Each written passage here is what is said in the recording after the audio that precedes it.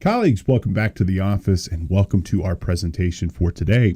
This is K2's Integration Options for Personal Effectiveness. My name is Steve Yoss. I'll be your instructor and presenter for today as we discuss and walk through some of the different options and opportunities we have for automating our life. Now, when I wrote this course, I wanted to bring to life some of the major things that I have been doing over the last several years to make life simpler, easier, faster, and more effective. Let's face it, today's environment, we are getting hit left, right, and center with so many different options, so many different work tasks that we need to do on a daily basis that it's frankly really difficult to be able to keep up. So in today's class, what I want to share with you is many of the things that I have been doing that I think are going to be helpful with respect for you learning how to automate and manage your life more effectively. And so what we're going to start off with today is a discussion of integration and automation. So we're going to talk about what these two components are and how they're interrelated with each other, and how you can embrace one or potentially both of them with respect to your day-to-day life. From there, we're going to go ahead and explore IPAAS Tools. IPAAS Tools are integration platform as a service. These are tools such as Zapier, Power Automate, IFTTT, and others. These are becoming much more approachable and much more common in today's world. These tools are low-code solutions where you can program, and I'm using that term very, very loosely here, you can program how certain services should interact with each other. It gives you the ability to be able to take information from system A and push it over to system B automatically. In the context of this, you could have, for example, something inside of QuickBooks, for example, setting up of a new customer and have it automatically push over to your CRM solution, such as HubSpot or Salesforce or something else like that. So in the context of IPAAS tools, they really are in a lot of ways like the last mile of personal integration, where you could design workflows very simply around how you want to work and have these tools like Power Automate or IFTTT or Zapier, many of which we'll discuss today, do a lot of your day-to-day data entry and other management work like that. We're going to talk about some of the different automation within tools you're already using. There are automation things all over the place. And once you kind of recognize where they are and how they function, you can start utilizing them. And there are tools, for example, inside of Microsoft Excel. There are tools inside of Word, Outlook, Microsoft Teams, and others, including non-Microsoft products, including things like Adobe Acrobat. And then there are a variety of web-based tools like Calendly, as an example, or Change Detection, or Licio, and others that can really be helpful with respect to kind of management and automation of tasks that you're doing every single day. Now, a course about automation would not be complete without a discussion of IVAs, or intelligent virtual assistants. These are going to be things such as the Amazon Alexa services, the Google Home devices, Siri, Cortana, and others that can be really helpful with respect to management of your home tasks. These don't have as much of a business use as they do a personal use, but they can be really helpful for turning off and on the lights, locking, unlocking your doors, closing, opening your garage door, and more. So we'll talk about what some of these IVA tools are, some of the ones that you might want to consider, as well as some things inside of those services that you might want to consider utilizing, because they really are incredible. I personally have been using the Alexas for years, and I think you're really going to enjoy a service like this as I have, because it's just saved me so much time in my personal life. And I'm also going to do the best I can to kind of pepper in some different techniques for time management, things that I think you could use. We're going to talk a little bit about the Stream Deck, which is one of my absolute favorite go-to tools, and how you can leverage that. So today's class, if I were to summarize it, we're going to sit at the avenue of integration and automation. We're going to explore this space where these two things come together, where integration and automation can really improve your life. I'm hopefully going to give you some skills to simplify your day-to-day tasks, some different ways that you can perform work more effectively, and more. And as hopefully you'll walk away with some better ideas that you can improve your productivity. If you wrote me an email and said, hey, Steve, I saved 10 hours a week or 10 hours a month even, I will consider that a win for today. Now, for those of you who have not had a class with me before, again, my name is Steve Yoss. I am an instructor and presenter here with K2. My life and career is kind of split right down the middle. I spend about half my life working with you wonderful folks, teaching and training with the profession. And I spend about the other half of my life building software. And in my business of Devmatics, we build all sorts of custom applications and tools and mobile apps and more for all different types of organizations. Ultimately, to do what I'm kind of doing in this class here, to make those organizations more effective, efficient, and productive. All right, folks, without further ado, let's just go ahead and get into it and start our class for today.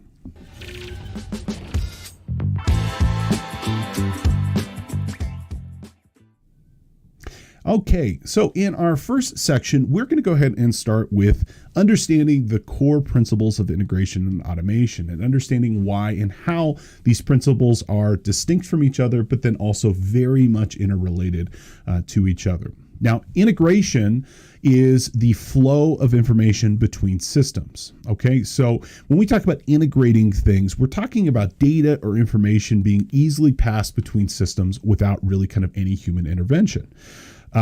So it doesn't really involve humans in the sense that, for example, if QuickBooks or Sage or whatever accounting system you happen to be using is integrated with your sales system, what we're really talking about is data moving from one system to the other without Steve or really kind of anybody in Steve's office having to do the work. Now, integration can occur on an events basis. This is what we would consider more of a real-time nature of integration, where something happens and then something occurs. So, for example, in a events-based integration, we issue an invoice, we change a customer record. That data flows from one system to the other without us really kind of having to do anything. Now, alternatively, we can do things in batch process or a scheduled basis. Now, in this particular instance, what happens is that once a day, once an hour, once a week, whatever is required, that information is moved from system A to system B. And that also can be really effective, especially for larger quantities of information. Now, generally, programming for integration follows the same workflow procedures as if a human operator had done the work themselves. And really, again, it's about moving data from system A to system B. Now, automation and integration go hand in hand. Now, automation is the fact that this can happen without the need for human labor. With integration, humans will program this work to occur. However, once it's being done on that triggered basis, on that scheduled basis, whatever we choose to end up doing here, that will just proceed automatically. And that continuation of that, day in, day out, month in, month out, well, that's really the automation side of this. And so they really do go hand in hand, but they are distinct. Now, humans design these automation procedures, but the work is performed between the systems automatically. And once initiated, it will continue to run on its own volition until some sort of intervention is going to be required. Now, we have automation all around us that have nothing to do with AI. They have nothing to do with machine learning or any sort of complicated algorithm. Think about something as simple as the thermostat in your home or the thermostat in your fridge, your car, or anything else like that. You set a temperature and it maintains that temperature once set. So if it's your home and you set it to 72, it could heat the home, it could cool the home. It's going to do everything it can to maintain that temperature. A more complicated example of this would be like the traction control system in your car. It's taking in a number of real world conditions, including things such as the traction of the road, the speed of the motor, the weather conditions, and more. And it will automatically adjust the traction based off of those real world conditions. So nothing again to do with AI, nothing to do with machine learning, but rather it is sensor based, and it's taking input from those sensors and managing those automatically for you. Now, why is integration and automation important and useful? Well, this might seem like a pretty common and pretty easily understood thing, and frankly, it is. There are some distinct things that are worth mentioning with respect to why integration should be pursued at every reasonable opportunity for an organization. Well, first and foremost, cost savings. Integration, automation reduce manual labor in the long run. Therefore, it saves money. Okay, it doesn't matter what integration or automation procedures cost. They will always be cheaper than human labor 100% of the time. So the more that you can integrate, the more that you can automate your work, the direct savings you will see, because it will turn into less hours spent. Now, above and beyond that, we get error reduction. Integration will automate your data workflow and it will do exactly what you tell it to do every single time. So unless the raw data, the underlying data itself changes, you can expect zero errors because it will do everything you tell it to do in exactly the way you tell it to do it. Integration automations is incredibly helpful and important for scalability. Okay, if you're looking to grow a business, you cannot do that where labor rate and revenue move at the same speed. Ideally, you want to build a business where revenue can move very high and your costs stay relatively low. Well, and how we do that really is ultimately going to come down to efficiency. And with automation, we can build something that can do things thousands of times a second potentially, and we won't have the need for that additional human capital to do that work. So at the very minimum, it'll allow us to take on more clients, take on more work, without also having to add additional costs and having our cost drivers move at the same rate of revenue. So it's going to improve your ability to service more while at the same time reducing your expenses as well as reducing your rate of errors. It's absolutely essential for standardization. If you're looking to integrate and automate your different systems, you have to standardize. And standardization is a good thing in every possible capability. As much as you possibly can, you should actively seek to streamline and standardize how your business operates. For all the same reasons of why integration and automation are important, standardization has the same effect. It's also improving of your security. Automation is a great way to keep information secure because humans are not involved. Something like a password reset or somebody billing something to your business or putting in a credit card, you shouldn't have to have humans involved. It should do it for you automatically. So these are some of the most important reasons why you should consider automation and integration in your business.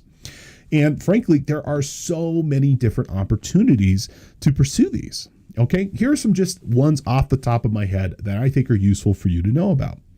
So, for example, inside of your email client, let's say you're using Outlook, guess what? You can use rules to automatically categorize, label, and organize your inbox and your incoming mail. Okay, if you're always putting something, emails from Steve to the Steve folder, or you're already always deleting emails from Aunt Gertrude because they contain information or jokes or political stuff that you don't want, guess what? Set up a rule. It'll just happen automatically and you never have to think about it again. Using IVAs, those intelligent voice assistants like the Alexas, turn off and on the lights of your home at the end of your day. We use these in my house. At the end of the day, I can say, "Good night, Alexa." Guess what? It'll turn off all the lights in the home, ensuring that the house is as energy efficient as possible. Many device manufacturers, Amazon, HP, for example, they can automatically sense when your devices are running low and they can automatically reorder supplies for you. You can do this on a scheduled basis with Amazon, where once a month, once a year, whatever you choose of whatever frequency you'd like, it can email you, not email you, but send you paper or toner. Likewise, HP printers and many other manufacturers now can sense when they're running low on toner and automatically send you replacement so that you don't have to think about it when you're running low. You can use tools like Power Automate to automatically process changes from your accounting system to your other company systems. So, if you're the person in charge of setting up your clients, well, make your life a little bit easier. Use a tool like Power Automate or Zapier or IFTTT, and when you set up a client in one place, it'll automatically push that data over to whatever other systems you're using. Okay, your company should pursue this. But if they don't, doesn't mean you can't. Makes your life a little bit easier. And I'll tell you what, saving a couple of minutes here or there really can add up over time. You can use a tool such as a Stream Deck to launch your favorite applications just at a push of a button. We'll talk more about the Stream Deck here in a little bit later, but just as a kind of a heads up, it is a physical hardware device that is like an external keyboard, and it's got all your favorite applications and the different features and functions of those applications right in it, and you can do them with the push of a button. In fact, it's my personal favorite method of automation these days. Really, you should be looking for any task that's being done regularly. Any frequent task that's simple, is low-hanging fruit, you should consider it for integration. Now, as great as integration is and as great as automation is, there are some things that you should definitely not consider for integration or automation. And it's just not that you can't do it. It's just that it's not really designed well. There's a good chance that it could run into issues. And frankly, the cost benefit, at least when I do it in my head, doesn't always make sense. So some things that I would tell you maybe not to consider: anything that's really manual or complex, especially anything involving human labor, unfortunately I can't automate taking out the trash from my house on Sunday night and pushing the barrels down to the trash people on the street. Unfortunately I could probably figure out and maybe build a robot to do that, but what's the time? What's the effort? It's not really necessary. And even though it's not complex, it is very manual. You don't want to automate or integrate anything that's not standard. If it's not consistent, move on. Okay. First, focus on standardizing it, then consider how you're going to integrate and automate it. Some systems, frankly, don't support integration. A lot of older stuff, legacy stuff. Again, it's not that you couldn't do it. It's a cost benefit thing. You might not want to consider integrating that because it might end up just not really being worth it. Any project where the requirements are not fleshed out and firm. Okay, if you're changing your requirements, first get those locked down, get those standardized, then consider automating. Be aware there are some upfront costs, especially in time. I can tell you that, for example, using my good favorite device here, the Stream Deck, this took a long time to get set up exactly the way I wanted. Now I enjoy that work, but I will tell you, I spent hours figuring out my particular workflow, and then I went ahead and I put it into the Stream Deck, but it did take time. I'll tell you what, the time is paid off in spades. I have since gotten a massive return on my investment here, but it does take time nonetheless. So you should be aware of that. Now, there are some features of good integration that you should be familiar with, some stuff that is important. Okay, so what are some things that you should be considering as you start to plan your projects? Well, ideally, you should plan for a solution that is very scalable, something that can grow as you're starting to pick the different tasks and services that you want to work with. Make sure that those tasks can scale with you. You should build integration that allows you to be able to trace something from start to finish, so that from an error checking and reliability perspective, you can drill in and see exactly where and how that integration service is working. If there's a problem, you can fix it. Ideally, you pick something that is failure tolerant. So if computers go off, network issues, something like that, you're not going to lose the data and you'll be able to recover. You should plan for updates and upgrades, as well as changes in business process. Nothing is forever. And I can tell you, something as simple as my Stream Deck integration here, or some of the Alexa services that I've done, I revisit them quite regularly because my needs change, like my business processes change, or there's a new thing I want to take advantage of. And I built in a certain measure of resilience into my work so that I can be able to change it without destroying everything that I've done overall. Now, what should you be looking for when integrating inside of your company as well as in your personal life? What tasks should Steve be thinking about? Well, I will tell you, repetitive things are usually the thing I'm looking for the most. Anything I'm doing a lot or in high frequency. If it's something once a year, probably not. I mean, at that point, what's really the issue? I've got a report that I do for a client. Comes up about every February or so. It takes me about an hour. I mean, I could automate it, but why? I mean, I'm doing that once, So if it's work that you're going to do and you're going to do it once, just get it over with. Do it as fast and as efficiently and as air-free as you possibly can. But stuff you're doing time in, time out, month in, month out, guess what? Automate it. It'll make your life so much faster and easier. Especially things that are simple, that don't really require a lot of work, are great examples of this. Password resets, signing up for an account, from a business perspective, are really good things to automate. I'll tell you what, I got an automatic dog feeder for my beautiful poodle, Winston. It's simple. I just plugged in a schedule and guess what? It works every time. And I don't have to worry about whether or not the dog is fed. Pick stuff that needs to be timely, stuff that needs to be done on a schedule where it's important you get it done and you get it done in the time period allotted. Again, something like billing of a customer, you want to make sure that's done as quickly as possible to not cause an issue with that customer. Pick stuff that is prone to error, especially if it's human labor, any sort of clerical stuff. Automate it and you'll eliminate the error, and that is worth it just in and of itself. Pick stuff that has security. Anything that involves sensitive data that is not suitable for humans to be involved. Again, that password reset. You shouldn't have to call a company and say, hey, can you reset my password? They should be able to do that on their own and pick a password of their choosing. Likewise, anything involving credit or banking information should occur automatically. And anything stored in a system. I mean, if it's something stored offline, I write a task list every single day. I mean, this is not something that can be automated or integrated for that matter because it's stored on a physical piece of paper in Steve's office. But, I've got a digital task system too using Microsoft Planner. You know what? That stuff can be automated pretty well. Now, how do you figure out your personal tasks? How do you figure out the stuff that you yourself are doing? Well, I can tell you what, I'm very reflective about the work that I do. I, every single day, write a task list. Now, I like having a physical task list in front of me, but this also, because I write, it gives me really good insight of where and how I'm spending my day. And so I have daily, weekly, and monthly tasks. I myself have discovered about 160 different things I do on a monthly basis. And I've automated many of those, but I wrote them down. That really kind of made me become a little bit more critical about how I work. And when I'm looking at these different tasks, I try to determine how many times each task is being completed per day, per week, per month. Are these tasks done in the same way? If so, can they be automated? What are the requirements of those particular tasks? What do they need to be done to be considered complete for that matter? And, if it's something I can do, is this something that would benefit me in the future to have some sort of automation for it? And I'd like to think about that objectively. I think about hey, what can be valued by automating this? And almost always I'm going to get more time back, which will allow me to take on more work, which will allow me to expand my billing, which will allow me to grow my company, so on and so forth. And often, again, that's going to help me reduce errors. It's going to help save time. It's going to allow the work to be tracked more easily. And also, I don't have this listed on the slide here. It also gives me the ability to be able to send that to somebody else too.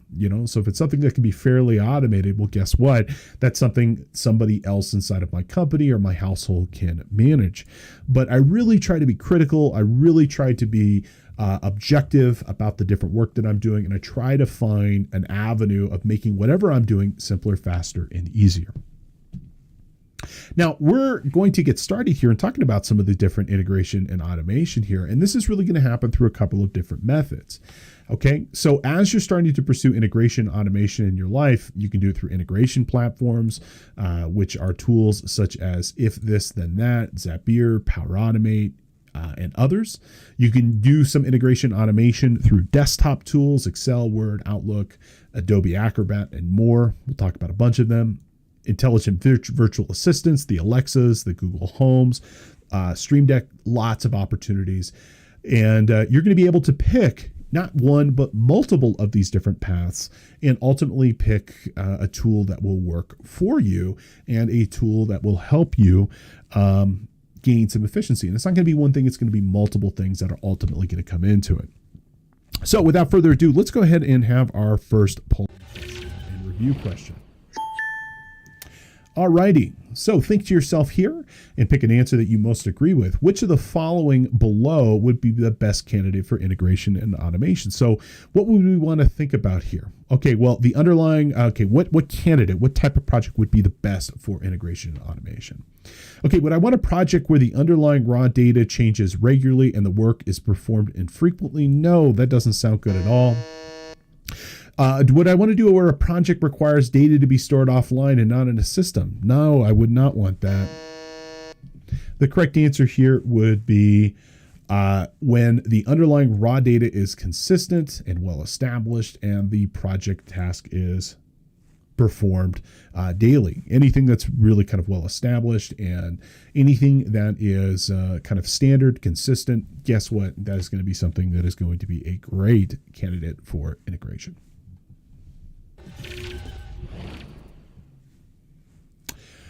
Okay, so in our next section, now that we've understanding what integration is and what automation is, let's go ahead and talk about, for the rest of our presentation, how we can achieve both of those. Sometimes one, sometimes the other. Sometimes we're going to automate things. Sometimes we're going to integrate things.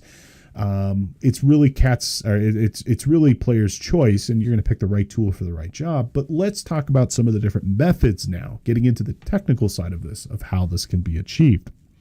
And the first category of products and services and tools that we're going to talk about here are going to be IPAAS tools, or integration platform as a service. Okay. Now, this is a category of product. It's not just one thing. It's not just one platform. It's a whole series of products and solutions and different tools and techniques that you can consider using. Okay, now I like to think of IPAAS tools as trigger and action workflow tools. Okay, trigger and action. Okay, those two words have a lot of real importance, and let's try to unpack what those things will do. Okay, so you have trigger. Now, what is a trigger? A trigger is something that occurs. It is something that will initiate a series of actions inside of other systems. So a trigger can be a lot of different things. It could be creation of a customer. It could be updating of a customer, deleting of a customer. It could be the creation of a task inside of our task management solution. It could be sending of an invoice. It could be processing of a payment, whatever.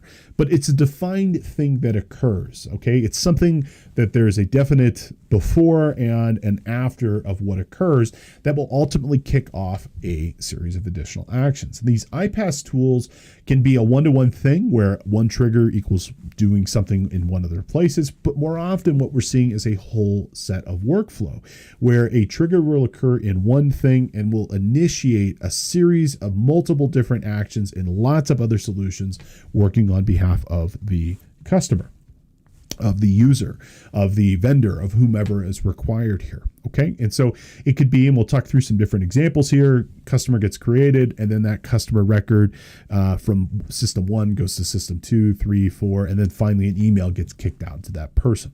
Okay.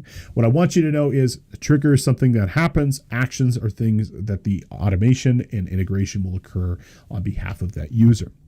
Now, what's really cool, and there are lots of different products that support IPAAS, is that almost all of these are low-code solutions. There are tools that, with minimal understanding and expertise, you can choose to do on your own. Okay, doesn't require a lot of additional work or effort.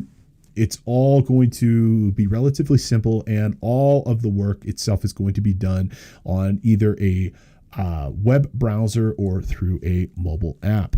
So I love these because they're very approachable for people. They take a lot of the headache and effort out.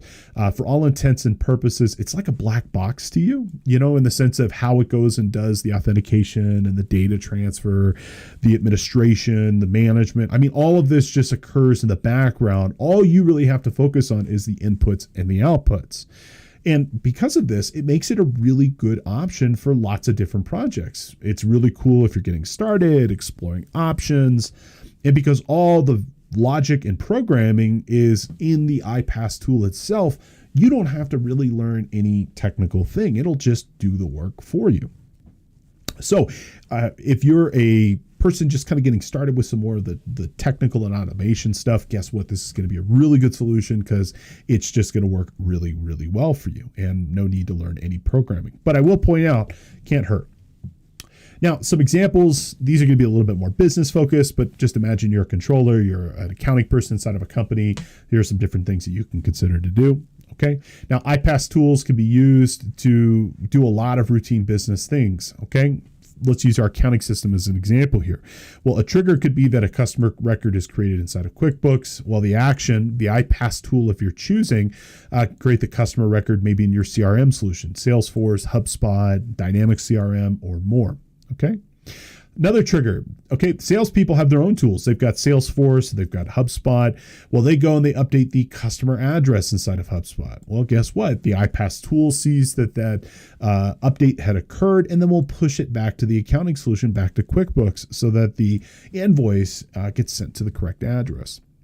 Okay, trigger, a new invoice is created in QuickBooks. Okay, well, the IPAAS tool is going to go ahead and see that the invoice had been issued, and maybe it sends a message inside of Microsoft Teams letting the salespeople know that that new invoice has been added. Okay, another example. Let's say that invoice is paid in QuickBooks. Well, guess what? That IPAAS tool sees that the status of that QuickBooks invoice has changed and will then mark the invoice as being paid inside of the CRM solution. Okay, maybe it also updates an Excel workbook where you're tracking AR just for quick, kind of a side ledger, just so the salespeople know and they don't have to go and look inside of the QuickBooks system. The point is something happens in one system and it goes and does something somewhere else. Okay, maybe this might help to see it visualized across all these different systems. Let's say you've got, for example, again, QuickBooks over here, and this is where your trigger occurs here. You create a new customer record. Well, inside of that customer record, what's it going to have? It's going to have a name, it's going to have an address, it's going to have an email, it's going to have terms, it's going to have a whole bunch of stuff. And we can have a whole series of workflow that will go. So let's say in action 1, we go inside of HubSpot and we create a record inside of that customer relationship management. So the salespeople know that this is a customer and we are in fact now billing them. Okay. The next action, for example, let's say your company's using Teams, which is a wonderful communication tool inside of your 365. You should absolutely be using it here. So many integration and automation techniques inside of it. Well, guess what? It's going to go send a message on the sales team, letting them know that that record had been created. And let's say, again, you're keeping a side ledger here just for reference, and it goes to that side ledger in Excel and it creates a new row adding that new customer data. Okay. Lots of examples of different integration and automation and how you can do this. And triggers can really just be anything you need them to be. It could be the creation of a new order inside of your accounting or e-commerce system. It could be that a row in a commonly used spreadsheet is updated. It could be an email received in your inbox, a customer record created in your accounting solution, a lead request inside of a tool like Calendly or Calendar Bridge and others. And actions could be something that occurs. So that invoice is created in QuickBooks with the order information. A message is sent on Teams or Slack.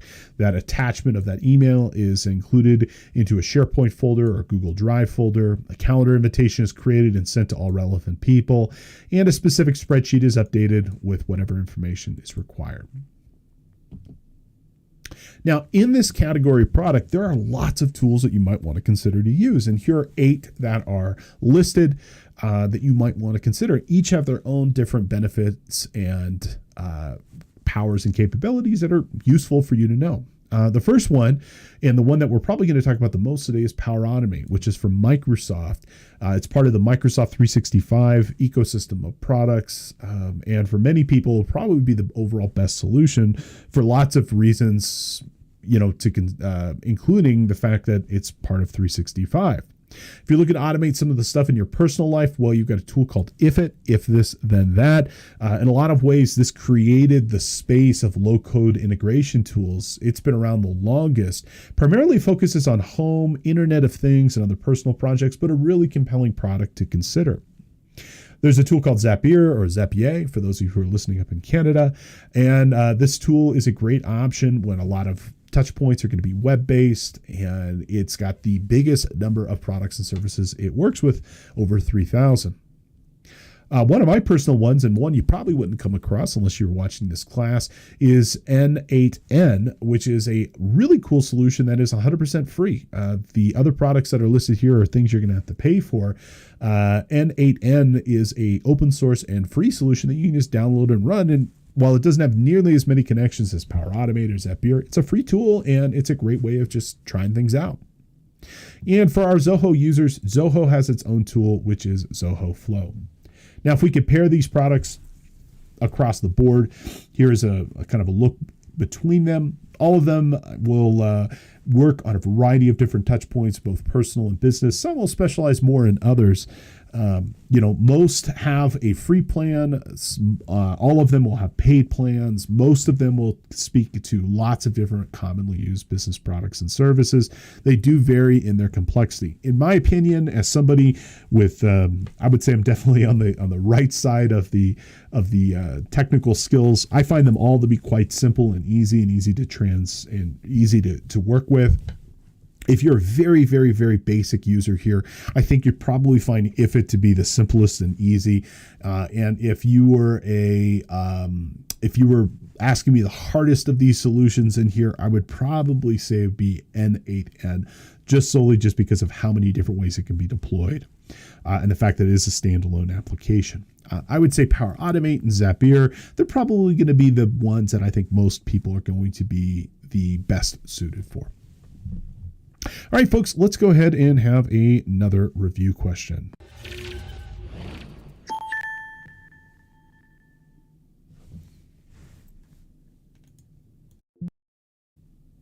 So let's go ahead and ask ourselves here, which of the following is not an example of an IPAAS tool? So which of the following would not be something that would be considered an IPAAS application? Okay, would it be Microsoft Power Automate? Nope, that is definitely an IPAAS tool. Is it Zapier? Definitely an IPAAS tool. Is it Zoho Flow? Nope, definitely an IPAAS tool. Your correct answer here is going to be Google Cloud Connected.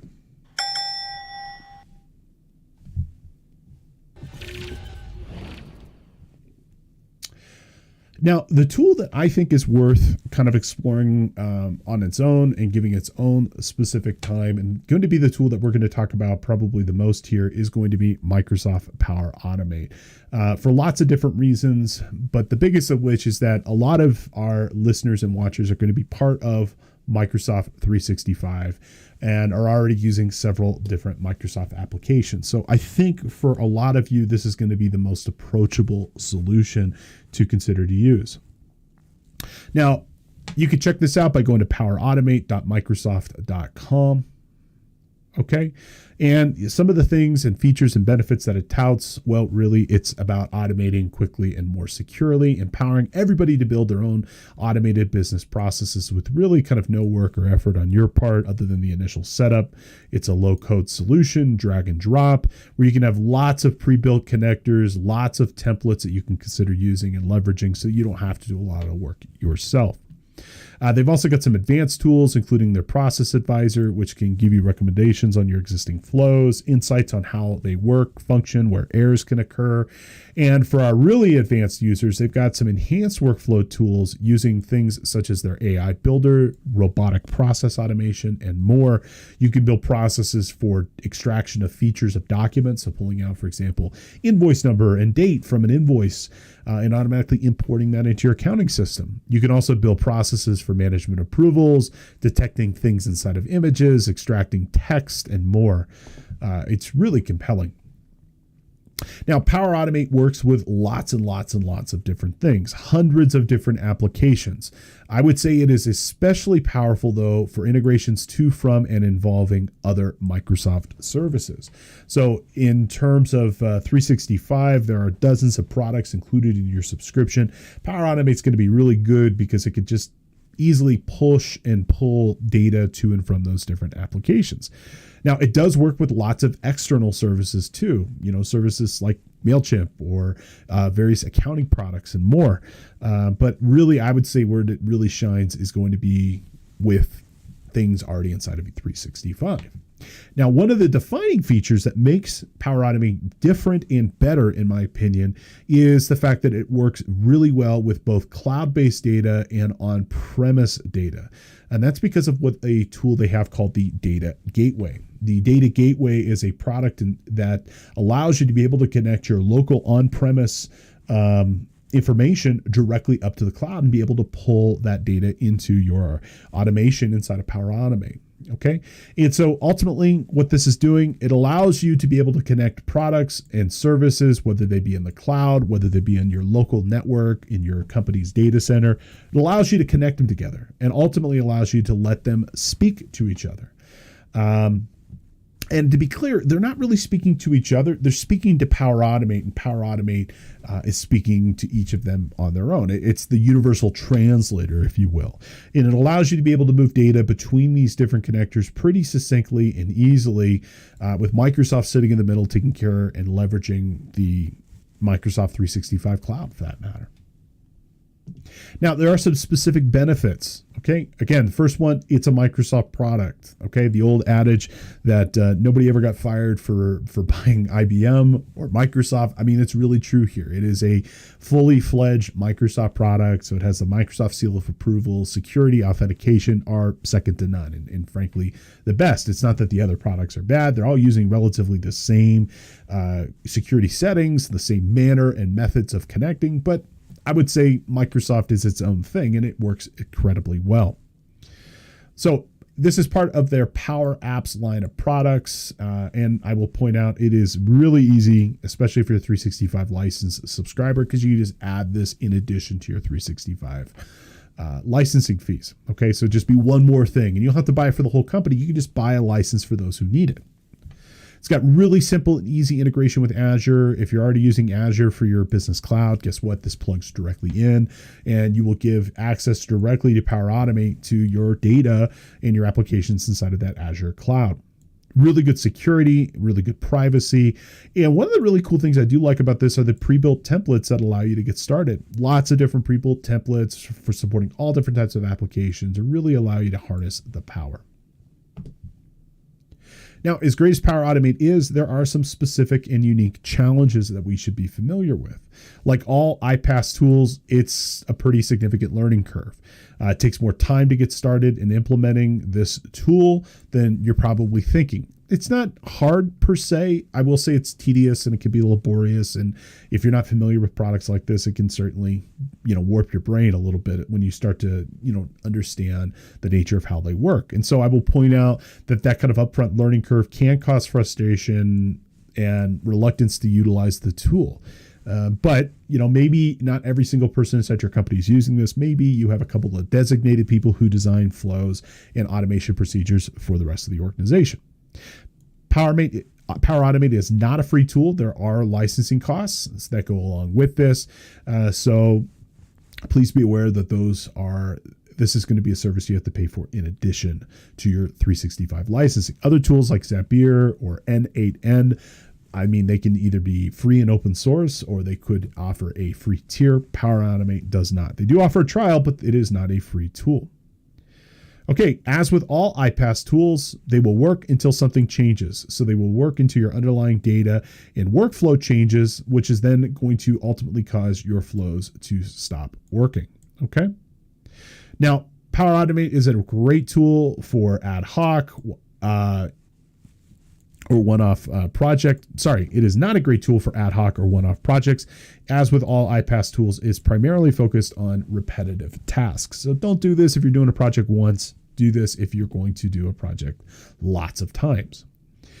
Now, Power Automate talks to a lot of different products and services that are out there. And I think that's one of the most compelling aspects of this application is the fact that what it touches and talks to is fantastic. A lot of the Microsoft products, you're going to see stuff like Basecamp and HubSpot, and you're going to see Adobe Sign. You're going to see a lot of Azure products.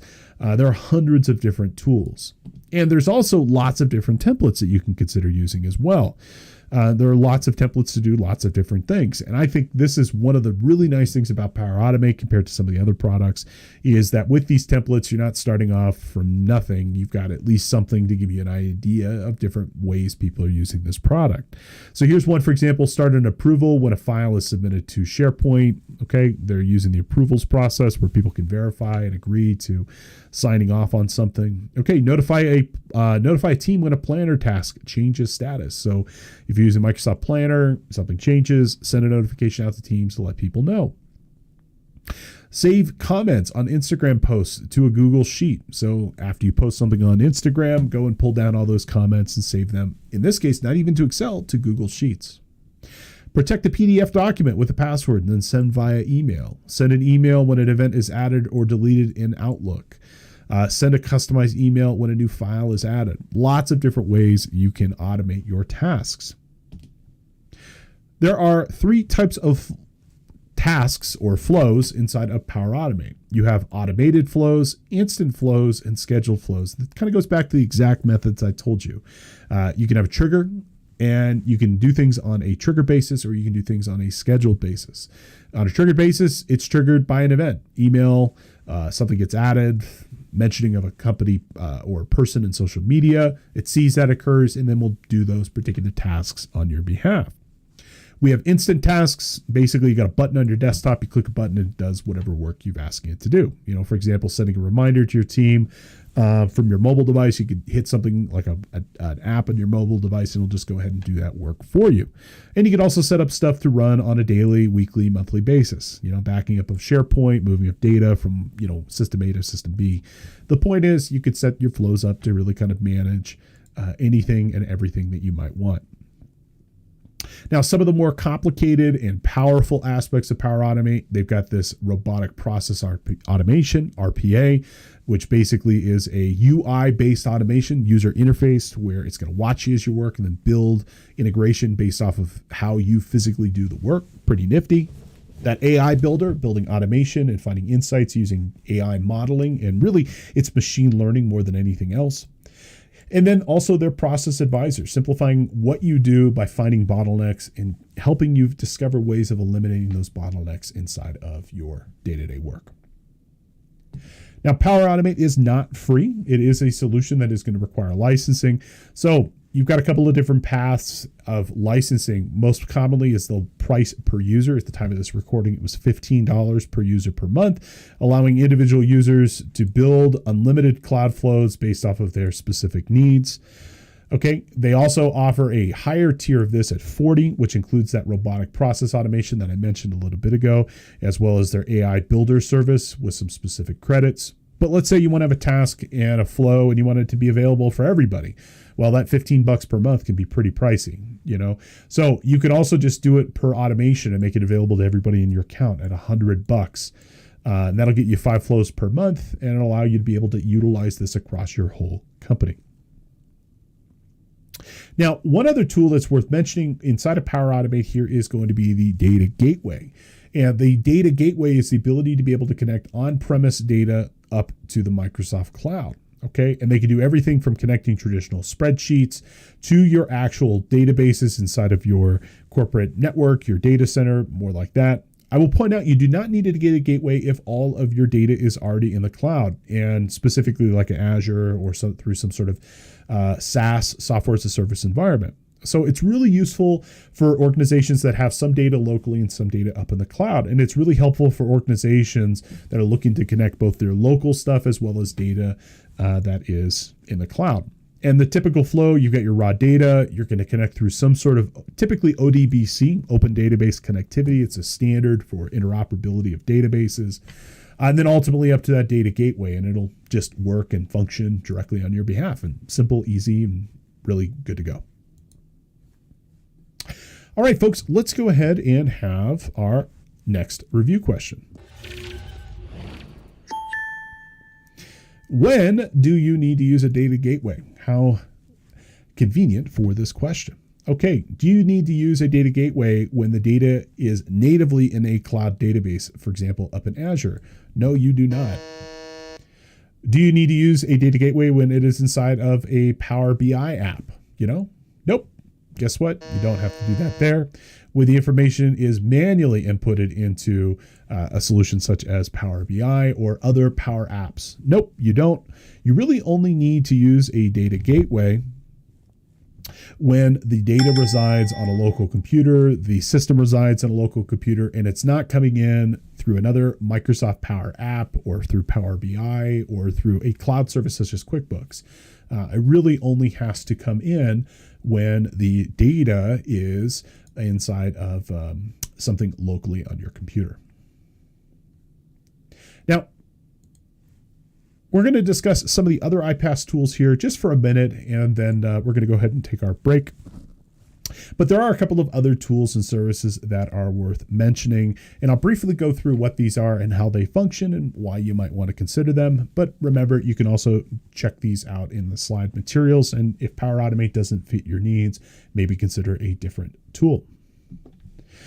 Now, outside of Power Automate, the next biggest product and service I would recommend would be Zapier. It is, in my opinion, probably the best, especially if all of your data is cloud-based. It's very robust. It's got a lot of features and functions inside of it. And its biggest benefit is the fact that it works with so many different services. Okay. Works exactly the same as Power Automate. Trigger action. Something happens, go do something somewhere else. Okay. I think the user interface for this tool is pretty easy. It's pretty easy to understand. You basically start with a trigger and then you work your way down to the different actions. And it's really simple, fill in the blank setup, not a lot of work for you to consider to do. They do have a free price plan, which is pretty nifty to get started.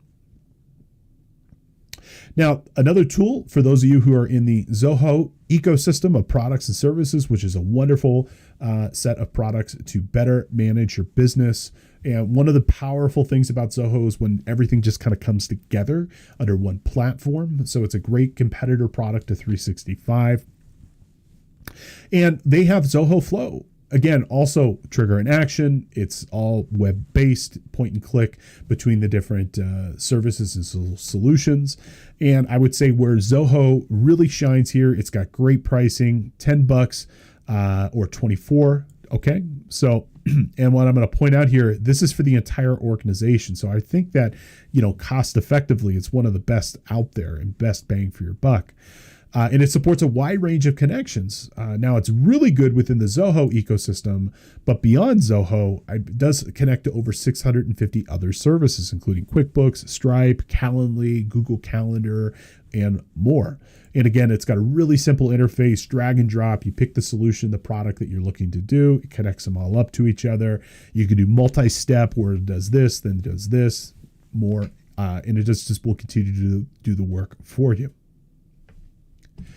On a personal side, I would tell you if this, then that. If it, really good solution for automation of a lot of your common household and Internet of Things app. And as I mentioned, in a lot of ways, it created this space.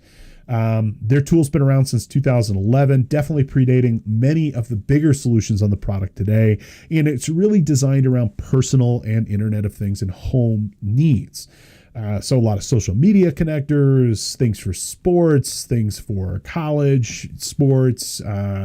You're going to find a lot of your stuff around, for example, like your Nest devices for the thermostats or the Roku devices, the Alexa devices, and more. And it's got a ton of integration options. And really, again, it's around connecting anything to anything else. Now, traditionally, it's always been a 1-to-1 ratio. One applet did one thing, but it's starting to do more. And they now have a multi-stage workflow that you can choose to use. So you can do a lot of stuff with this. You can get notifications personally about weather conditions sent to your phone based off of where you are.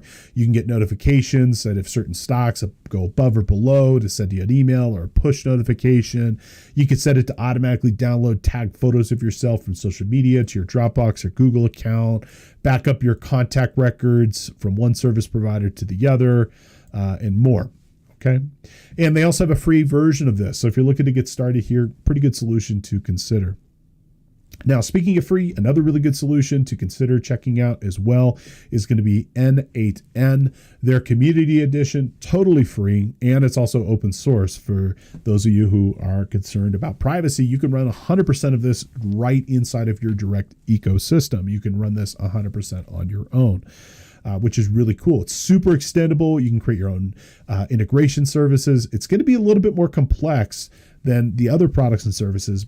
But again, I mean, you get the ability to run this on your own computer in your own network. So you have 100% control over this. So admittedly, it's not going to be as simple as some of the other products. But in my mind, I mean, to me anyways, this is the one I actually really like using. Okay, and this is the one that I personally have probably had the most experience with, this and Power Automate. They got lots of pre-built workflows, lots of pre-built ways of being able to leverage and use this solution. But the thing I really think is great is 100% self-hosted. So you get control over every aspect of your data, the security, management, and more.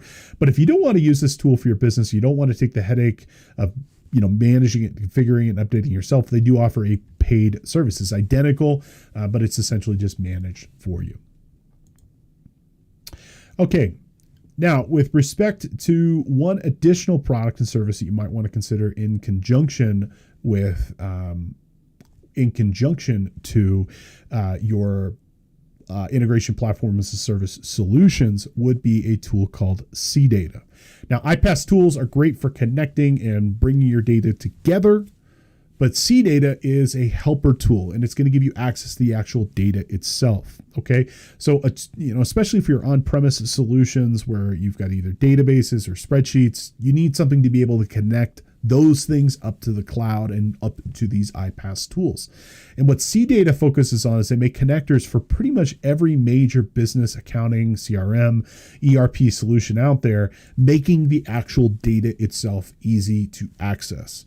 And it would be otherwise unreachable. So you might find, for example, you're using a Sage product or a QuickBooks product or an Oracle product or whatever, but you want to be able to get things up to Power BI, or you want to get things up to other cloud-based solutions. Well, this tool can be really helpful because it will essentially act as the interpreter, bringing the data out of that platform and product and bringing it up to the cloud for you. Okay, so again, that's CData, and you can check it out by going to CData.com. All right, folks, let's have one last review question, and then we will go ahead and take a break. Which IPAAS tool would be best suited for personal, home, or IoT projects? Would it be Zoho Flow? I don't think so. Great business solution, but not for personal use. Would it be Zapier? Again, business solution, not really for personal use. Would it be N8N? Nah, I don't think so. I think the best solution here would be If This Then That. Although technically you could certainly use any of these products for personal use, I would say If This Then That would be your overall best solution for personal integration in IoT and home projects. All right, folks, we're going to go ahead and take a 10-minute break here. And when we resume, we're going to go ahead and discuss useful automation and integration tools for business. Stick with us, and we will see you back here shortly. Thank you.